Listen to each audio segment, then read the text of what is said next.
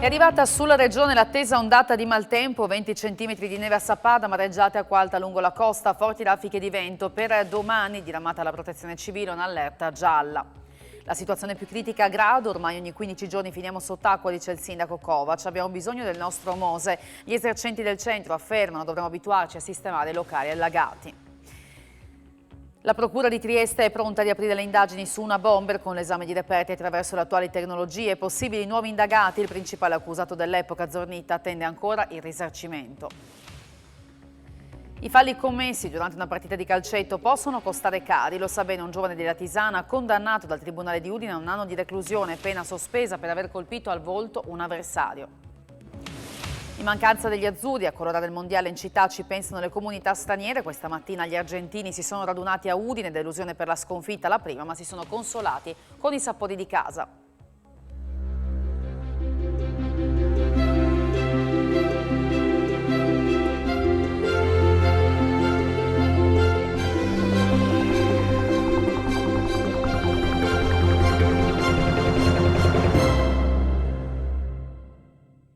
Buonasera da Telefriuli, ben trovati all'edizione serale del nostro telegiornale. Come da attese l'ondata di maltempo ha colpito la nostra regione, conseguenze più importanti sulla costa con l'acqua alta che ha causato allagamenti, mentre in montagna è scesa abbondante la neve. Domani ancora allerta, questa volta però di colore giallo.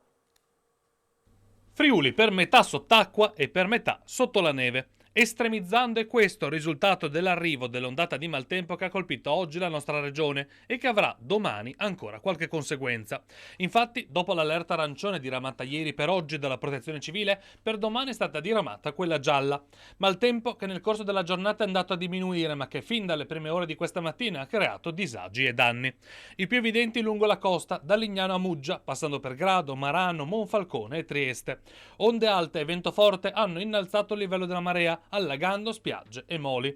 A Grado ha raggiunto e superato i 160 cm, più bassa invece a Trieste e Lignano, dove i picchi di marea sono arrivati rispettivamente alle 8:30 e alle 9 del mattino. La maggior parte dei problemi nelle località balneari di retrocosta sono state evitate dalle idrovore in funzione a pieno regime dall'alba. A Palazzato di Fiumicello il canale TL è esondato, allagando le coltivazioni circostanti. Il vento ha causato cadute alberi e rami, con i danni maggiori a Prepotto e Nimis, dove alcune strade locali sono state chiuse precauzionalmente. Carni e Travisiano si sono svegliati invece sotto una fitta nevicata che ha imbiancato in particolare i poli di Sappada e Forni di Sopra. Nel corso del pomeriggio la linea di neve è scesa, arrivando anche sotto gli 800 metri di altitudine. Resta alta l'allerta anche domani, in particolare per acqua alta, che potrebbe mettere di nuovo in difficoltà le zone costiere del Friuli Venezia Giulia. E lo dicevamo, la situazione più critica oggi si è verificata sulla costa a Grado in particolare. Il sindaco Kovac dice ormai ogni 15 giorni finiamo sott'acqua, abbiamo bisogno del nostro Mose. Gli esercenti del centro dicono di doversi ormai abituare a sistemare i locali allagati.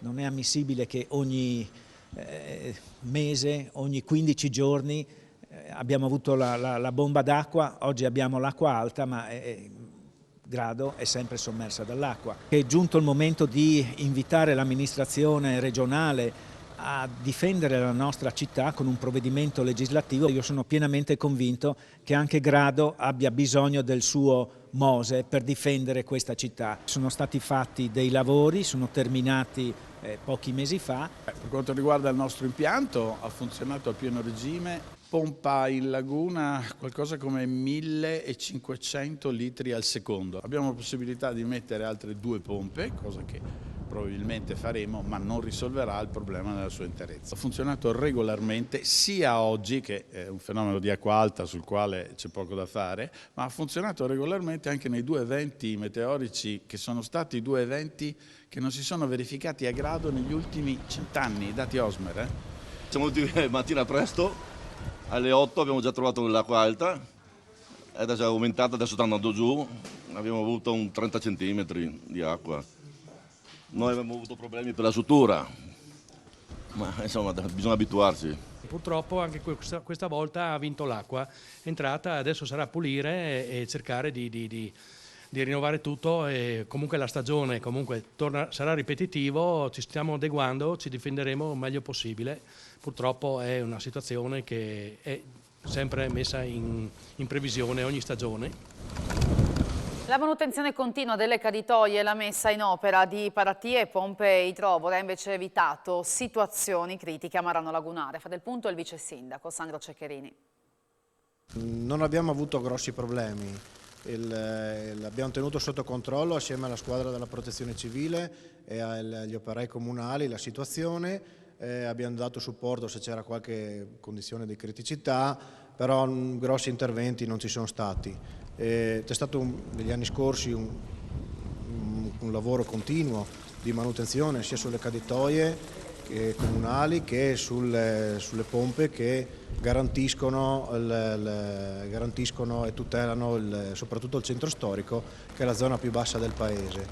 Il livello delle banchine ci garantisce il contenimento, però se l'acqua risale dalla rete fognaria diventa un problema.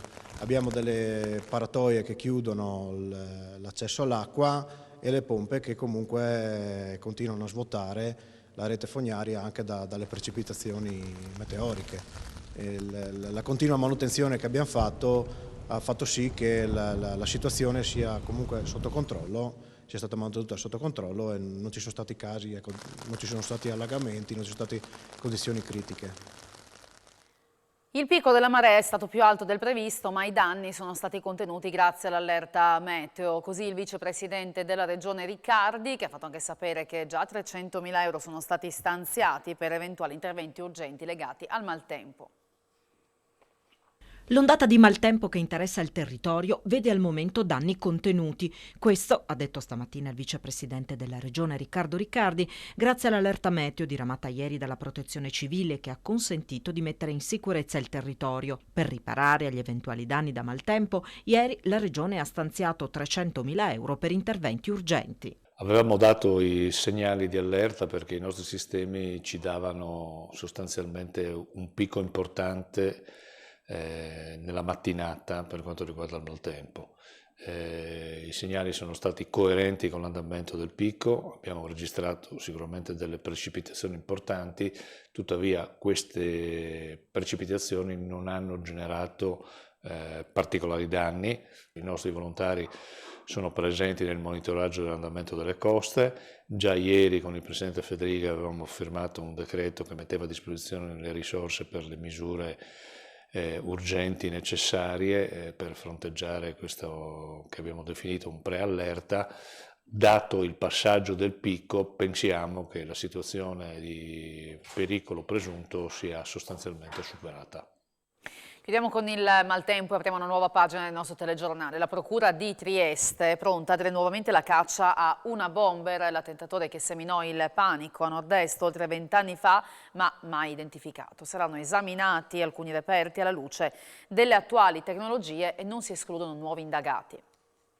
La magistratura è pronta a riaprire le indagini sul caso Una Bomber, il bombarolo del nord-est che mise in atto una serie di attentati tra metà anni 90 e i primi del 2000 tra Veneto e Friuli. Dopo 16 anni dall'ultimo dei 28 colpi, la Procura di Trieste, guidata da Antonio De Nicolo, si prepara a indagare accogliendo un'istanza presentata dal giornalista Marco Maisano e da 2 donne vittime di una bomber, partendo dal reperimento di reperti come un cappello che attraverso il DNA potrebbero fornire ulteriori indizi alla luce delle nuove tecnologie non disponibili 20 anni fa. La Procura di Trieste censirà così tutti i reperti relativi alle indagini sul caso di una bomber, operazione diretta a valutare se i reperti siano già stati o no analizzati in passato e se eventuali nuove indagini e accertamenti condotti ora con le più moderne tecniche scientifiche consentano di effettuare giudizi di attribuzione del DNA. Il procuratore capo di Trieste, De Nicolo, e il sostituto Federico Frezza, ultimo PN a essersi occupato di una bomber, stanno attendendo il fascicolo per valutare la mole di reperti relativi al caso.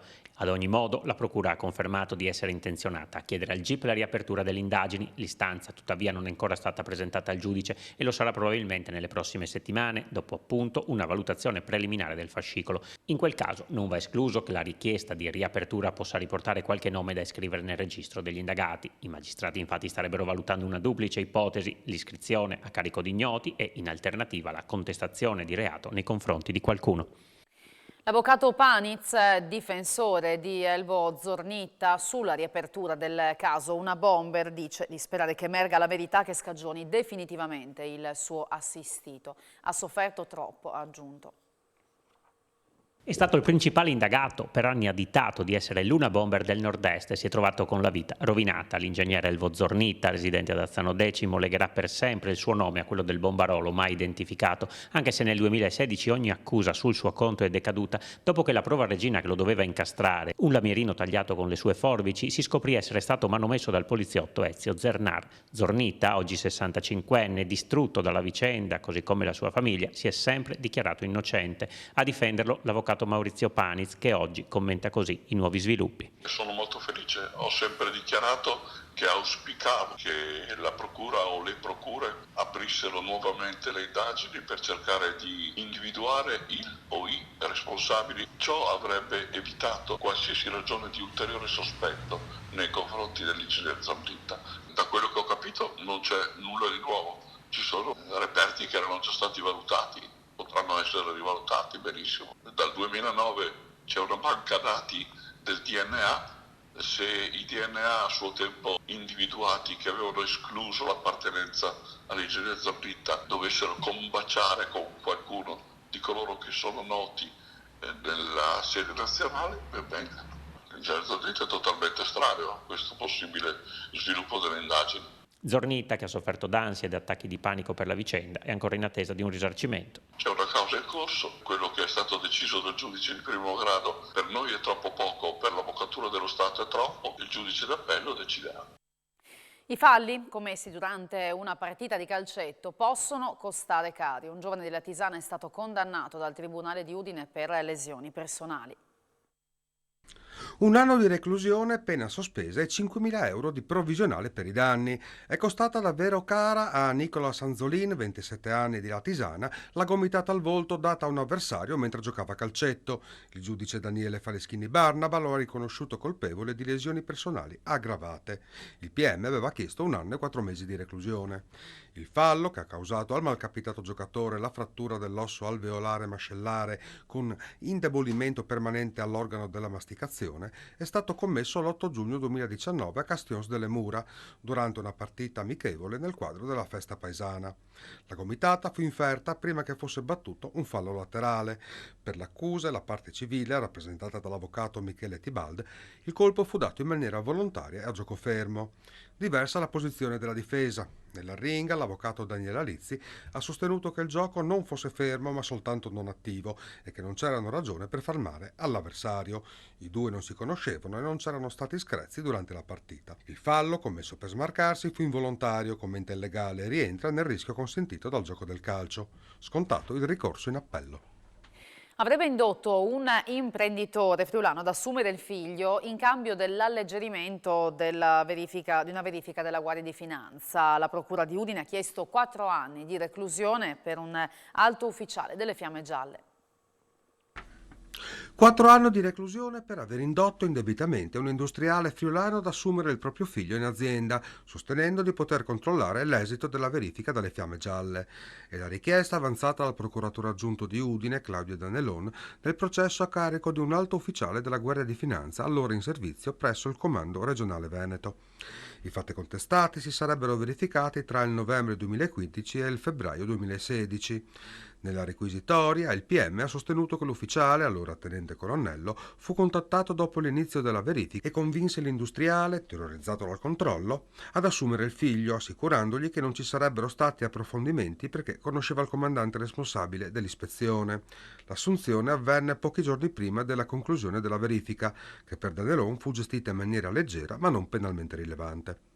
Opposto alla ricostruzione del difensore, l'avvocato trevigiano Pasquale Fabio Crea. Nella sua ringa il legale ha sostenuto che l'industriale e il finanziere si conoscessero da diversi anni e che fu l'imprenditore a voler assumere il ragazzo. Abbiamo portato le prove, spiega che la questione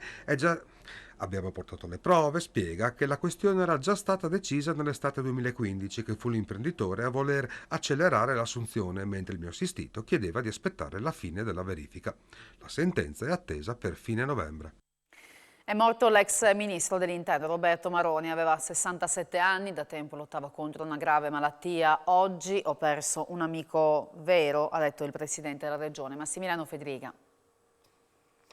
È morto nella sua casa di Lozza, nel Varesotto, all'età di 67 anni, Roberto Maroni, esponente politico da sempre della Lega, ministro dell'Interno ed ex presidente della regione Lombardia. È stato tra i primi a credere in Massimiliano Fedriga. Sì, anzi, grazie a Maroni, devo dire, ho avuto esperienze importanti. Mi aveva nominato al tempo responsabile del Dipartimento Lavoro della Lega. Sono entrato anche secondo mandato per scelta di Maroni quando era segretario e devo dire è stata sempre una persona con grandi capacità politiche e grandi capacità amministrative. Penso che ha svolto benissimo il suo ruolo sia a vantaggio della mia forza politica, la Lega, sia a vantaggio del Paese e ovviamente voglio esprimere tutta la vicinanza alla famiglia. Il Consiglio regionale ha ricordato Maroni con un minuto di silenzio e il cordoglio dei gruppi. Cordoglio anche dal segretario regionale del PD, Renzo Riva, che ha ricordato Maroni come uno che esprimeva con autonomia di pensiero le istanze del federalismo, rispettando le istituzioni in cui ha ricoperto ruoli di alto vertice. È stato un avversario di quelli con cui il confronto poteva essere di livello, ha concluso Riva. Il Consiglio regionale ha bocciato la doppia preferenza di genere, si sono chiusi così i lavori dopo una lunga giornata di trattative. Per quanto riguarda invece il tetto dei 3 mandati ai consiglieri, si lavora per toglierlo. Fumata nera, il Consiglio regionale non ha approvato la legge che introdurrà la doppia preferenza di genere dalle prossime elezioni regionali. Quella di oggi è stata una giornata lunghissima per le trattative, al punto che ad un certo punto si ipotizzava una serie di emendamenti di maggioranza che avrebbero di fatto riformato la legge elettorale. Tra questi, via al limite dei 3 mandati per i consiglieri, che Mara Piccin di Forza Italia ha annunciato verrà ripresentata in un'altra norma, e l'aumento da 2 a 3 dei mandati massimi consecutivi per un presidente di giunta. Alla fine però, tra indicazioni degli uffici e decisioni politiche, è tutto saltato. Da parte della maggioranza l'accusa alla minoranza è di non aver voluto condividere un percorso unitario per la riforma della legge elettorale che partirà comunque da subito con la prossima legislatura. Siete andati da soli, ha attaccato Mauro Bordin della Lega. Francesco Russo del PD, e primo firmatario della doppia preferenza di genere, ha parlato di gravissima occasione mancata. È passata invece con i soli voti della maggioranza e tra le proteste delle opposizioni per la totale mancanza di confronto la norma che istituisce FVG Energia SPA, derivata dalla trasformazione della preesistente in house UCIT SRL. La nuova società della regione avrà la funzione di supportare il socio unico per quanto concerne gli interventi di programmazione e pianificazione energetica. Sul caso di medici arruolati dalle cooperative pagate profumatamente a gettone per coprire alcuni turni, presenti anche all'ospedale di Spilimbergo, il direttore generale di ASFO, Giuseppe Tonuti, è pronto ad azzerare la questione che definisce insostenibile economicamente e moralmente. Piuttosto che farsi ricattare è meglio ridurre o sospendere i servizi. È chiaro il direttore generale dell'azienda sanitaria Friuli Occidentale sul tema dei medici gettonisti, ovvero i camici che vengono arruolati attraverso le cooperative e pagati a turno con cifre vicine ai 1.000 euro alla volta. Anche in ASFO alcuni sono presenti. Noi abbiamo appaltati i punti di primo intervento e abbiamo alcune gettonisti, cioè con cooperative di gettonisti su Spilimbergo, solo in pronto soccorso di alcune unità, sotto le dita di una mano. Ecco. E in questo sistema non può durare a lungo perché sennò manda in tilt completamente tutto.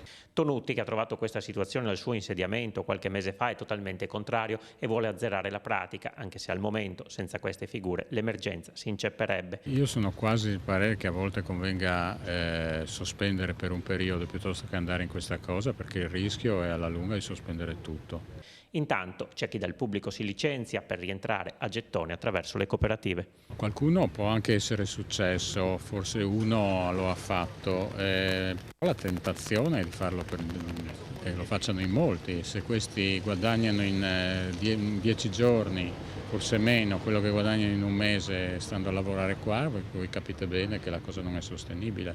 Non è sostenibile non tanto economicamente, ma proprio da un punto di vista morale della questione, perché non si può pagare quelle cifre perché si è ricattati. Spero che vada avanti velocemente il corso per i medici dell'emergenza territoriale, perché servirà soprattutto a porre un argine a questa questione, perché non si può andare avanti in questo modo. Nel suo paese è stato oggetto di 3 tentativi di omicidio. Un avvocato colombiano è stato chiamato oggi a parlare a Udine dalla Camera Penale friulana nel quadro del progetto Adotta un avvocato minacciato.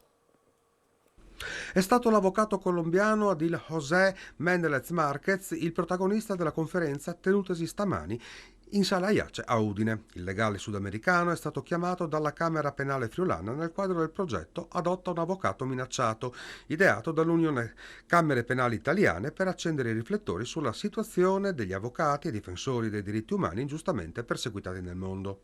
L'Unione delle Camere Penali ha raccolto un appello di Nasrin Sotoudeh, l'avvocatessa iraniana che è finita in carcere, condannata a 120 frustate e anni di carcere per difendere i diritti umani, che ha detto: non difendete solo me, pensate a tutti gli avvocati nel mondo che in questo momento sono minacciati. La Camera Penale friulana ha adottato l'avvocato Adil José Méndez Márquez. Méndez Márquez assiste le comunità vulnerabili soggette alla protezione costituzionale, afrodiscendenti e indigene, segue processi contro i paramilitari nella regione del Caribe e casi di corruzione ai vertici della pubblica amministrazione. Per questo è sottoposto a continue minacce e pericoli ed è sopravvissuto a 3 tentativi di omicidio. In Sud America sono molti legali minacciati per la loro attività e spesso le minacce provengono da multinazionali occidentali. Sono nel meridione della malavita, purtroppo ci sono svariati processi in corso in cui si è dimostrato che molte imprese hanno materialmente pagato persone povere in sostanza per uccidere persone. E quello che stiamo cercando di fare è, dopo che è stata affermata la responsabilità penale dell'autore materiale, portare i mandanti intellettuali attraverso prove naturalmente nei paesi europei. Aprono nuovi cantieri in città. A Udine parte la progettazione dell'ampliamento del carcere di Via Spalato. C'è la necessità di ampliare gli spazi del carcere di Via Spalato. Da tempo se ne parla e ora pare che i lavori possano cominciare già nel 2023.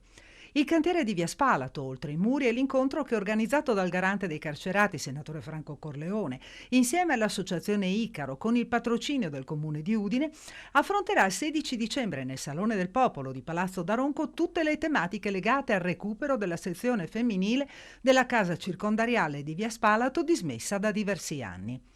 Lo ha comunicato il sindaco di Udine Pietro Fontanini a margine della riunione di giunta, nel corso della quale sono stati illustrati i vari cantieri in itinere in città, a partire dalla rete di marciapiedi.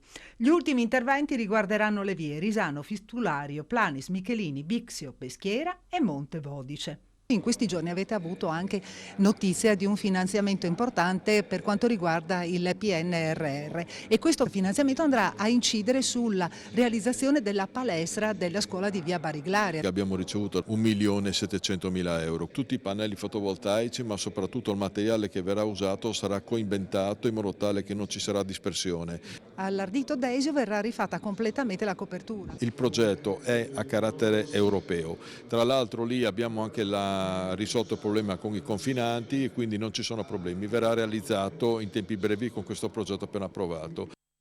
E il Comune di Udine porta 65.000 euro il budget a disposizione delle associazioni cittadine per organizzare eventi per il Natale e venerdì l'accensione degli alberi. Udine si prepara per le festività natalizie, diversi gli appuntamenti in calendario.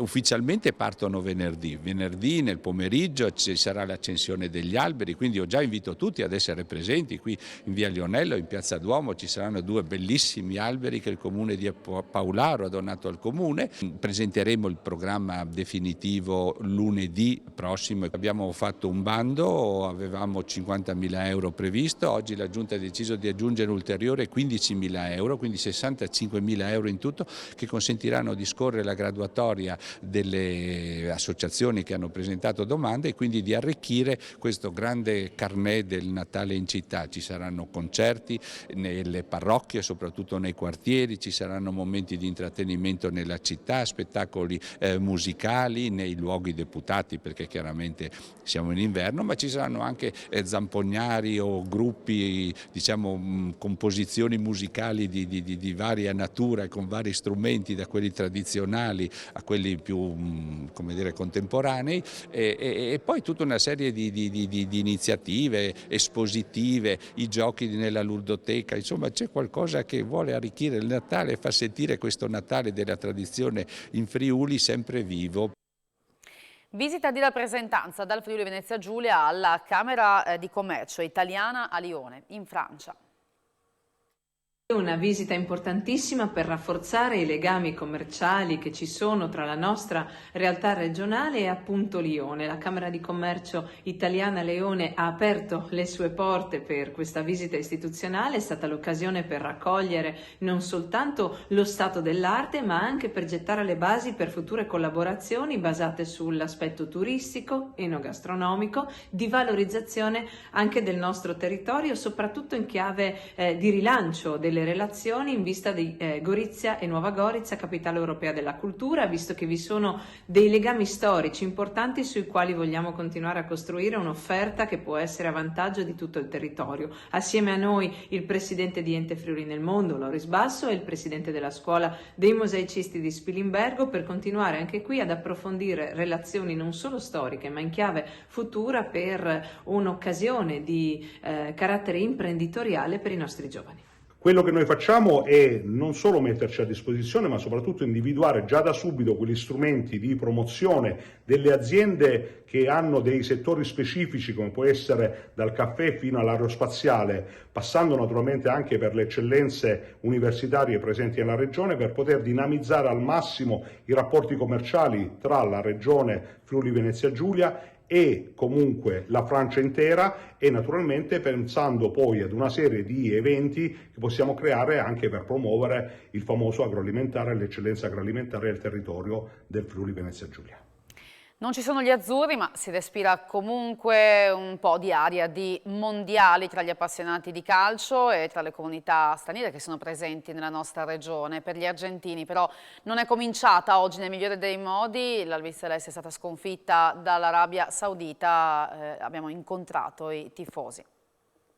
Non è poi così vero che dobbiamo dimenticarci i bar pieni e i colori del mondiale. Certo, non sarà l'azzurro, ma le varie comunità straniere si stanno organizzando. Gli argentini hanno cominciato subito, nonostante l'infrasettimanale e l'orario mattutino. A Udine si sono ritrovati in un locale tipico di Viale Volontari con i sapori e i colori della loro terra. Siamo veramente felicissimi per avere tanti argentini, anche tanti italiani qua, mangiando empanada, sempre Argentina è nel nostro cuore, come l'Italia, ma certamente guardare questa partita è emozionante per noi. E dopo continueremo fino alla fine.